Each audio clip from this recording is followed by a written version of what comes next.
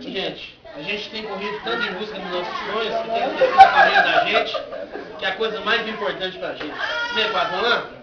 O dinheiro compra a casa, o dinheiro compra a cama, mas não te dá o sono, o dinheiro compra o livro, mas não te dá a sabedoria, o dinheiro compra o crucifixo, mas não te dá a fé, o dinheiro tem comprado até o remédio, mas não te dá a saúde, compra o relógio de ouro, mas não te dá o momento certo para poder ser feliz. E quem tá feliz dá uma grande salva de palmas.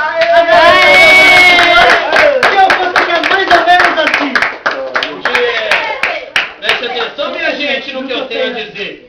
Esse fato é muito triste, vocês jamais vão esquecer. Existia um cidadão ganancioso demais, só pensava no dinheiro em vez de materiais. Tinha esposa mal amada e um filho por nome Juninho, a quem pouco dava atenção e quem nunca dava carinho. O pai ignorava a família, só pensava no dinheiro. Não tinha morada certa, nem tão pouco paradeiro. Quantas vezes estava ao lado de seu filhinho, passava aniversário e outros dias sozinho. Seu pai sempre viajando por esse sertão brasileiro, não media as consequências para ganhar o seu dinheiro.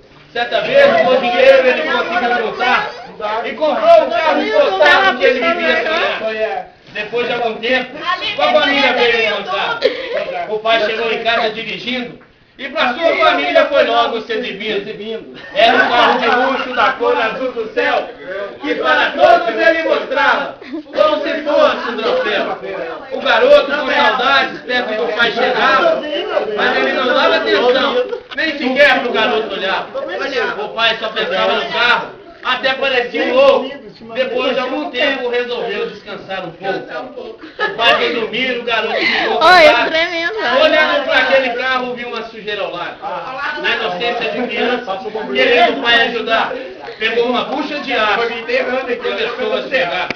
Depois, com simplicidade, foi correndo o pai avisar. O pai, ao ver seu carro todo arranhado, parecia um animal feroz e descontrolado. E como um demente que não sabe o que faz, nas mãozinhas do menino começou a bater. O pai, mostrando maldade, e impedir não deixava que a mãe gritasse socorro para seu filho que ele chorava. 3 dias se passaram no corpo de sofrimento sentido, até que o pai foi consertar o carro. Aí sim seu filho pôde ser socorrido. O médico deu a notícia, tão triste de se escutar. Mãe, a mãozinha do seu filho queria se amputar.